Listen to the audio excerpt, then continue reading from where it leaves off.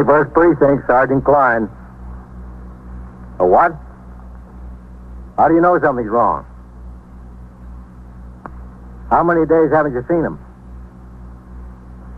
How do you know he's been in the apartment all that time? You are in the muster room at the 21st Precinct, the nerve center. A call is coming through. You will follow the action taken pursuant to that call from this minute until the final report is written in the 124 room at the 21st Precinct. Do you have a key to get in? What makes you sure it's been bolted from the inside? All right. I'll send the officers around to have a look. Where can they find you? All right. Just stay there. I'll send them right over.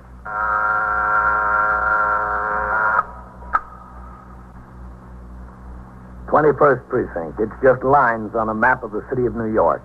Most of the 173,000 people wedged into the 9/10 of a square mile between Fifth Avenue and the East River wouldn't know if you asked them that they lived or worked in the 21st. Whether they know it or not, the security of their persons, their homes, and their property is my job. My job and the job of the 160 patrolmen, 11 sergeants, and 4 lieutenants of whom I'm the boss. My name is Kennelly, Frank Kennelly. I'm captain in command of the 21st. What makes a city? Not buildings, not subways, not business. People make a city. From dawn to midnight, from midnight to dawn, the rich and the poor and the good and the bad pour their lives together and stir up the city, as in the 21st, 7 days a week. It was Sunday morning and raining. I was on patrol when the chief inspector visited the precinct. In response to a radio signal, I returned to the house and conferred with the chief inspector, the commander of the uniformed force, for 35 minutes regarding conditions in the precinct. When the chief rose to leave, I walked outside with him to his car. It had stopped raining. Then I returned to the muster room and went around behind the desk to read the entry made in the blotter by Lieutenant Kenneth Gorman concerning the visit to the precinct by the chief inspector. But all right, Captain? Yeah? He walked in here big as life. Well, you've got to expect it, Ken. He's not going to call and tell you he's coming. Yeah, but not the day after I come back from my vacation, Captain. Could have waited until the night. Where'd you go, Ken? Maine. You like lobster, Captain? Who doesn't? You ought to go up the coast of Maine. You never had such lobster. Hey, listen, I heard they never heard of a broiled lobster in Maine. The only way they fix them is boiled. Is that right? Yeah, all these places have this great big kettle.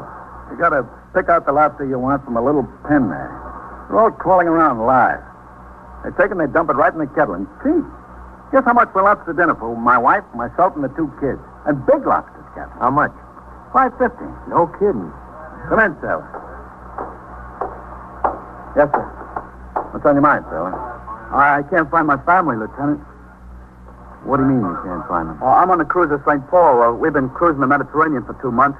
We just docked at Brooklyn Navy Yard this morning. I can't find them. Well, they're supposed to meet you, son? No, sir. They didn't even know I was coming. Oh. Well, you see, we live in New York. I just came home and went to the house. It was burned out. There wasn't anybody there. There was a fire. 3 days ago, somebody told me. Where's this? 631 York Avenue. 21st Precinct, Sergeant. And the whole building's boarded up. It was really burned out. All right, 18, just a second. Hold on. I can't find them. I don't know where they went. Hey, Lieutenant. Yes? Heisman's ringing in. You said let you know. Ask him what's holding up that notification on Lexington Avenue for the 44th. The car's still sitting there. Yes. I was just wondering if you knew anything about it. What about the notification? It's got me worried to death. Did you ask around? Any of the neighbors? Oh, yes, sir. I asked around. Nobody's in the building. It was burned out. Keep on trying that. It's Sunday, and the stores there are all closed.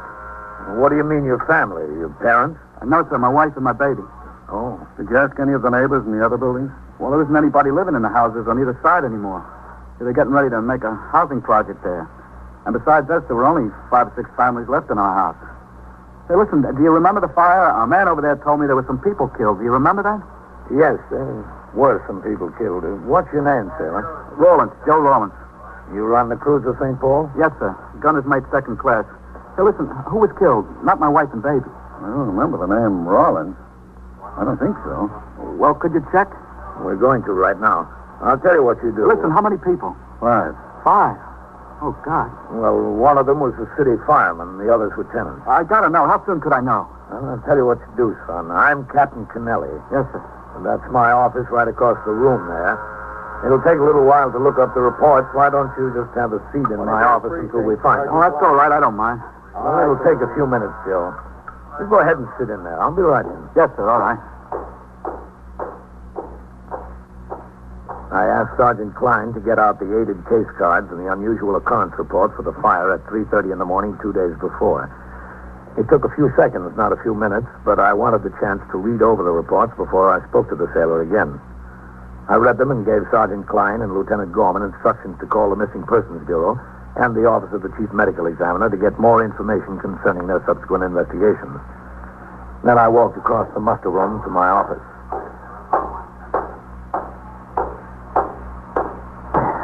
All right, Joe. Well, they weren't killed? Their names weren't listed among the victims. No Rawlinses. Oh, man. Sit down, son. Yeah, thanks. Thanks a lot. You don't know what a relief it is, Captain. I know. Have a cigarette, Joe? Thanks. Thanks. Well, where are they? Where could they have gone? Well, that's what we'll have to find out. You have any other family in New York? No, sir. My folks are dead, both of them. You see, that was originally their flat there. I was based out in San Diego when I got married.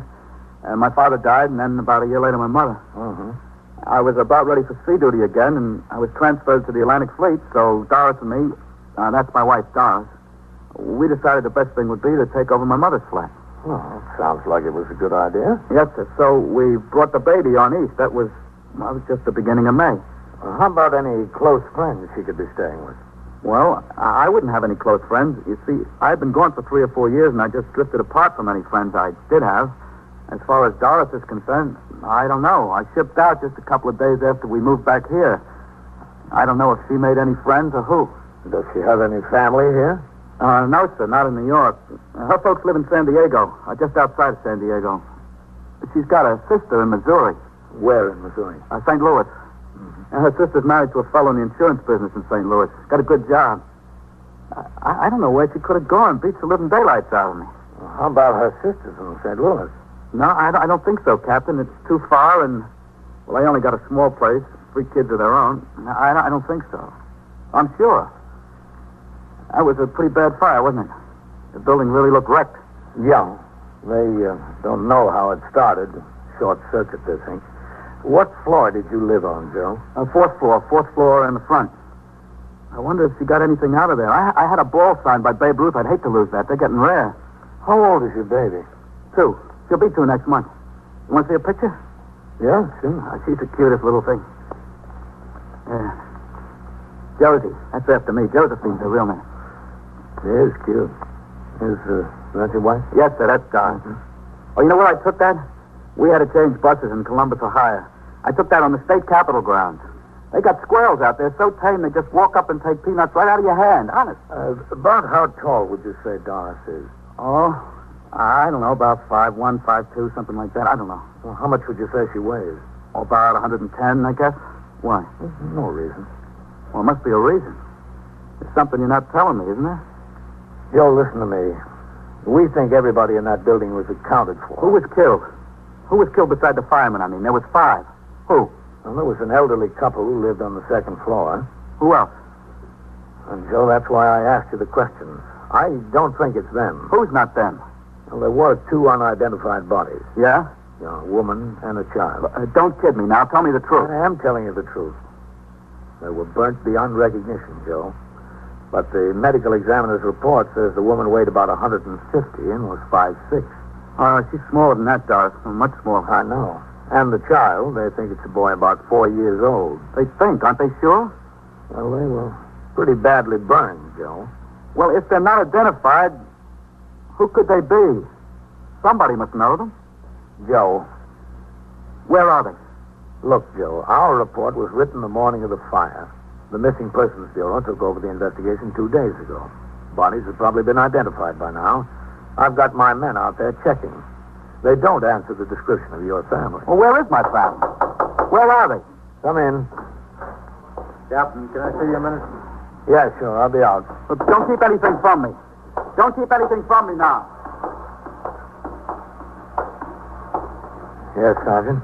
We checked both the medical examiner and the detectives in the missing persons bureau. Yeah? The bodies of the woman and the kid are still in Bellevue morgue. Neither of them have been identified yet.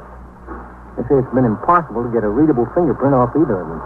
The descriptions don't fit the ones Joe gave me. It's hard to tell in these burn cases, Captain. Descriptions don't mean much. I know. He says his wife has a sister in St. Louis. Ask missing persons if they know about the sister. Yes, sir.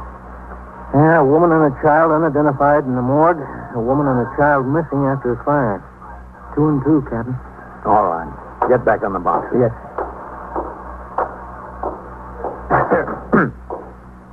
It's them, isn't it? That's what he told you? No, that's not what he told me. Well, then where are they? What happened to them? We haven't any idea, Joe. But we're sure going to find out. A little before noon that Sunday, I put out a call for the patrol sergeant, Timothy Waters. He was instructed to come by the station and pick up the sailor. Together, they drove over to the burned house and sought out the patrolman on post. Inquiries were made among residents in all the nearby buildings to determine whether they had any knowledge of the whereabouts of the woman and child. Meanwhile, at the precinct house, the desk officer, Lieutenant Gorman, the man on the boxes, Sergeant Klein, and Patrolman Ryan, the 124 man, were making telephone inquiries to the homes of all neighborhood merchants who might have done business with the woman. You don't remember her? Mrs. Rawlins, yeah. Sorry. She never came in your store, huh? All right, thank you.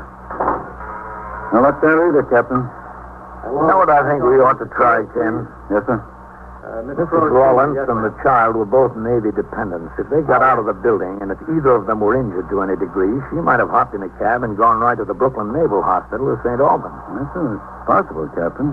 That's where Navy people would head. Shall I call them? No, you better call CD instead of direct. They might want to make the inquiry through the shore patrol. I don't know. Yes, sir. Sergeant. Yes, sir? Listen, Sergeant, I want you to Excuse me, call... Captain. Oh, yes, sir. Hello, Miss Cruz. This is Sergeant Klein of the 21st Precinct. You own the grocery store at 619 York Avenue? No, it's all right. Nothing's wrong. We just want a little information. You remember that fire in the building at 631 York? Lieutenant Gorman at the 21st. Yeah, that's right. We're looking for a woman and a child who've been missing since then. around a little while ago on a woman and a child, Rawlins. The name is Rawlins. Rawlins. Rawlense. Mrs. Doris Rawlins. Yeah, that's the one. Did she do business in your store? They made at St. Albans. Yeah, I see. Naval Hospital. In case either the woman or the child was admitted as a... About 5'2" or 3, 110 pounds. 22 years old, very pretty. You get back to it.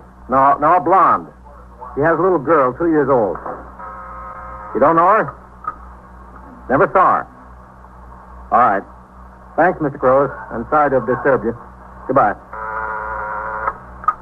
Nothing, Captain. I called CB, Captain. I'll make inquiries. All right. Who'd you talk to upstairs, Sergeant? Whitey Howard, Captain. Said you'd try to locate Lieutenant King and have him call you. Okay. When did CB say they'd get back to us, Ken? Right away, Captain. Is this where I report something? Yes, ma'am. Can I help you? My car's gone. Where'd you park it, ma'am? On 64th Street, right near Park Avenue. I was just gone for a few minutes to take some flowers up to my friend. Was it locked? Well, of course it was locked. I got the keys. See? The doors and windows, too? Well, everything. I was just gone a few minutes. You're sure you didn't park it someplace else? Of course not. I parked it right in front of a building, right in front. It was gone. Sergeant, who's catching upstairs? They're all out, Lieutenant. They're busy with the safe and lock squad on a couple of burglaries we had last night. You see that door back there? Yes. The detectives are all out, ma'am. You go through that door and talk to the officer. He'll take a report on it. Can I give you the report? No, ma'am. He'll take it. He's got the proper form. Through the door. That's all. Thank you very much. 21st Precinct, Sergeant Klein. Hey, Captain Kennelly. Who is it, Lieutenant King? No, sir, the division captain. Oh, all right, I'll take it right here. Go ahead, Ken. Captain Kennelly. Hello, Ben. Yeah. Tomorrow night? Yes, I'm working my night, too. All right, sure. What? 21st Precinct, Sergeant Klein. The chief will be back at 10? Yes, he's here, sir, but he's on the phone. Okay, Ben, I'll see you. Bye. Hold on, Lieutenant. Lieutenant King calling in, Captain. Sergeant, leave a note on my desk. I'm to cover division between 7 and 10 tomorrow night for the deputy chief. He's got a PAL meeting at the Waldorf. Yes. All right, I'll take Lieutenant King. Captain Kennelly. Hello, Matt. Did Whitey Howard tell you what we've got about the sailor? Yeah. Well, the poor kid's about half crazy over it. No, neither can I. Listen, it's better than even money that those two bodies down in the morgue are his wife and baby, but there's two things you can do for me. You've got the connections. Well, it just involves a couple of phone calls. Yeah. One is I'd like you to get hold of the postal inspectors and have them get us into the Lenox Hill post office on East 70th. We're interested in knowing if she left a change of address card. Yeah, okay. No, that's fine, Matt. Yeah. And the other is to check your source at Con Ed and see if she ordered electric service at another address before or after the fire. Thanks, Matt. I certainly appreciate it. Yeah, I'm sorry to bother you at home. Okay. We'll wait for your call. So long. Will he be able to manage it, Captain? Yeah, I can. He'll get right on it. Well, I hope I'm wrong. But I think we're all just wasting a lot of time. In another half hour, Sergeant Shea returned to the station house with Joe Rawlins. The sailor stood by dejectedly as Sergeant Waters reported to me that he and the patrolman on post had interviewed tenants, neighbors, and merchants. They all knew Mrs. Rawlins and the child on sight. Some had recalled seeing them on the afternoon and morning before the fire. Not one remembered seeing them on the street during the fire. More important, not one remembered seeing Mrs. Rawlins the afternoon following the fire, when most of the tenants gathered at the scene in the hope of salvaging some of their belongings. Sergeant Waters resumed patrol and left Joe Rawlins sitting in my office. I read accumulated reports and approved the list of cabarets to be inspected by the patrol sergeant that night. Ellen called, and I made arrangements to meet her in Midtown for dinner. Then I went back to reading and signing reports. Finally, the sailor raised his head. Captain, Yes, Joe? where they got them? Where have they got what? The bodies. Oh. At the morgue, Bellevue. I want to look at them. They're burned beyond recognition, Joe. I want to see them. I want to see if they're mine. Wouldn't do you any good. I want to see them. I can tell. Missing Persons Bureau says there's only one possibility. That's to send to San Diego to our old dentist and get a chart of the work she's had done. They'll wire the dentist the first thing in the morning. No, but I can't wait that long. I want to see them now. All right, Joe. I'll take you to see them.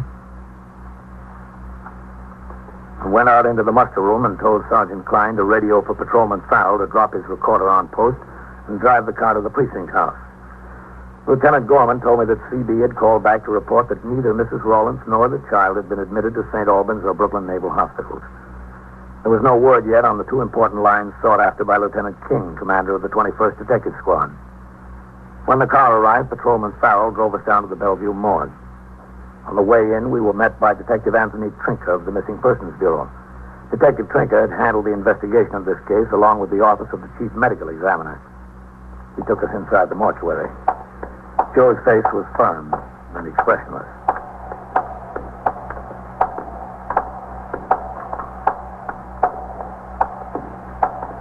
All right.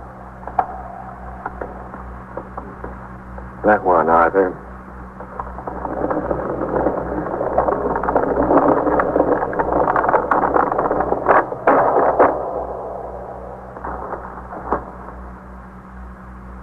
Okay, Arthur.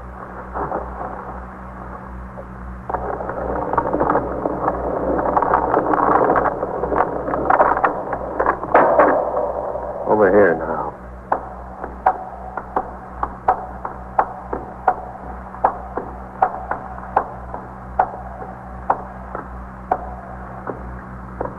All right.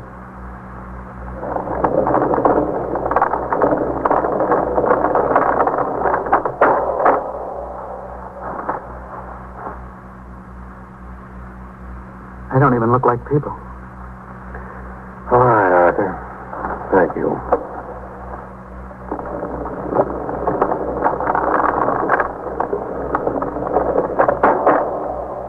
Let's go this way, huh? Not even like people. This was your idea, Joe.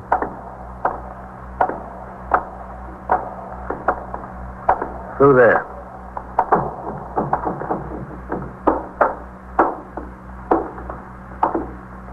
Have a seat over there.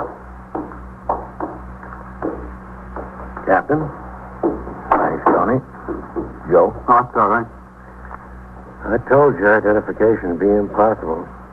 I don't even know if we can identify the woman through dental charts or x-rays. As far as the child's concerned, we can't even tell for sure whether it's a boy or girl. That's how bad things are. Tony, you estimated the weight of the woman at 150 or so and the height 5'6".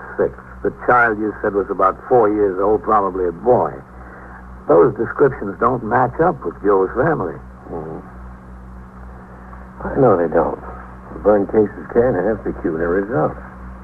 Some of the victims appear larger, some smaller, some the same size. It depends on a lot of factors. Look, I don't care about facts. Just give me facts. That's all, facts. You want it straight, Joe? I've been asking for it straight. All day I've been asking for it straight. Nobody gives me an answer without a hedge. All right. It's as simple as this. If that isn't your family, where are they? I can answer that one.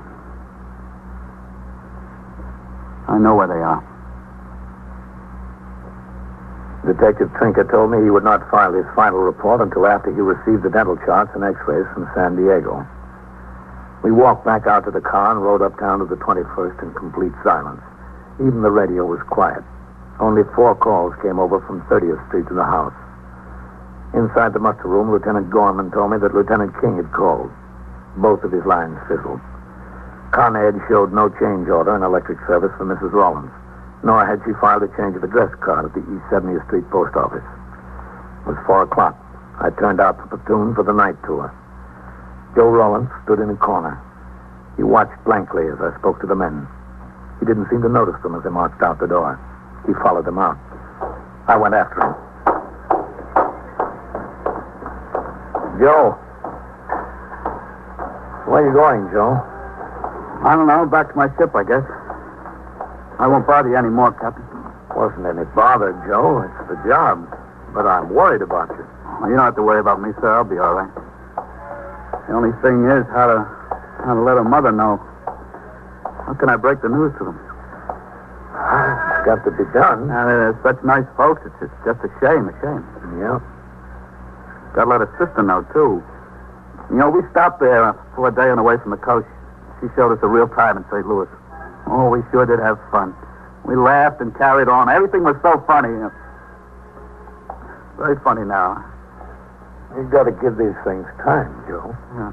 I think maybe I'll call her sister and then let her sister call her mother. That's the best thing. I'll do it right now. It's on my mind. It's the only way. Get it over with. Have they got a phone in there in that candy store? Yeah. Oh, just one more favor, Captain. You come with me while I call, just so I don't get cold feet. All right. That's what I'm afraid of. I'll get cold feet. Go ahead. I'll get some change. Oh, that's all right. I got lots of change. All right. I'll leave the door open, all right? Sure, if you want. I got her sister's number in my wallet. You know, in case of emergency. You dial 211. That's long distance.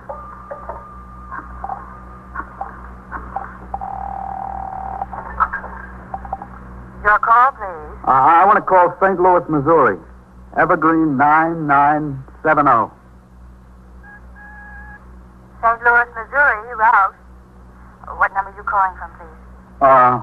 Eldorado 54599. 3155 tandem, dial 2 letters plus the number. I don't know how I'm going to say it, Captain. Deposit $1.50 for 3 minutes, please. Yes, ma'am. 25, 75. No. Thank you. They're ringing.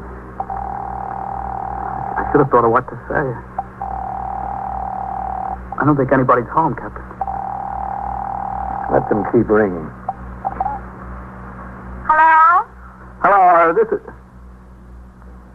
Doris? Who is it, Joe? Yeah, honey, it's me. Joe, you should have written. It's her. She's in St. Louis. Well, when'd you get in? What are you doing in St. Louis? I got in this morning. We came about 3 days ago. Oh, gee, it's good to hear you, baby. You don't know how good. Hey, what are you doing there?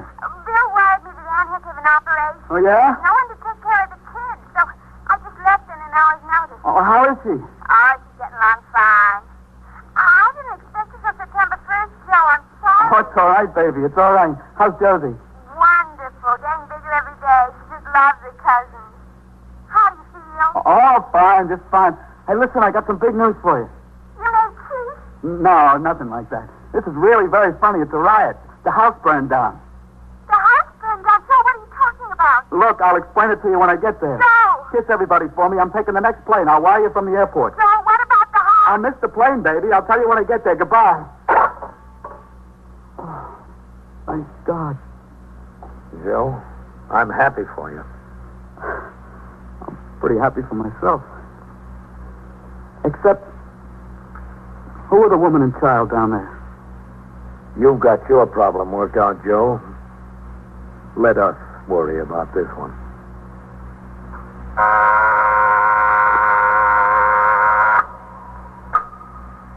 "21st Precinct, Sergeant Klein. A truck ran into what? The store? Where is it? Where?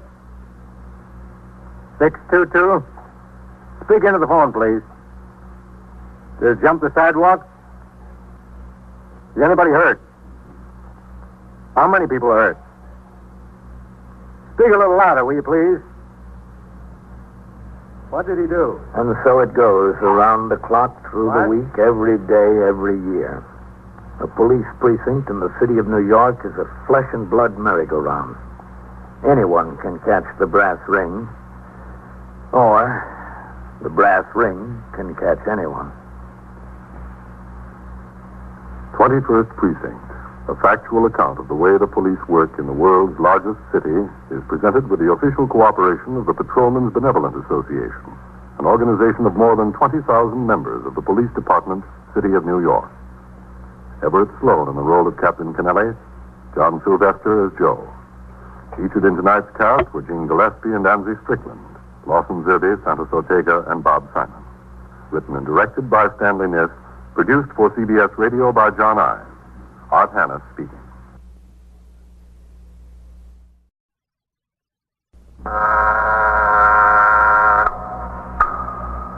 "21st Precinct, Sergeant Klein. A what? How do you know something's wrong? How many days haven't you seen him? How do you know he's been in the apartment all that time? You are in the muster room at the 21st Precinct, the nerve center. A call is coming through. You will follow the action taken pursuant to that call from this minute until the final report is written in the 124 room at the 21st Precinct. Do you have a key to get in? What makes you sure? Was for 35 minutes regarding conditions in the precinct. When the chief rose to leave, I walked outside with him to his car. It had stopped raining. Then I returned to the muster room and went around behind the desk to read the entry made in the blotter by Lieutenant Kenneth Gorman concerning the visit to the precinct by the chief inspector. But all right, Captain? Yeah? You walked in here big as life. Well, you've got to expect it, Ken. He's not going to call and tell you he's coming. Yeah, but not the day after I come back from my vacation, Captain. Could have waited until the night. Where'd you go, Ken? Maine. You like lobster, Captain? Who doesn't? You ought to go up the coast of Maine. You never... It's been bolted from the inside. All right. I'll send the officers around to have a look. Where can they find you? All right. Just stay there. I'll send them right over.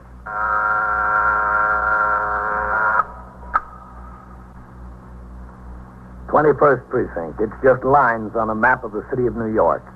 Most of the 173,000 people wedged into the 9/10 of a square mile between Fifth Avenue and the East River wouldn't know if you asked them that they lived or worked in the 21st.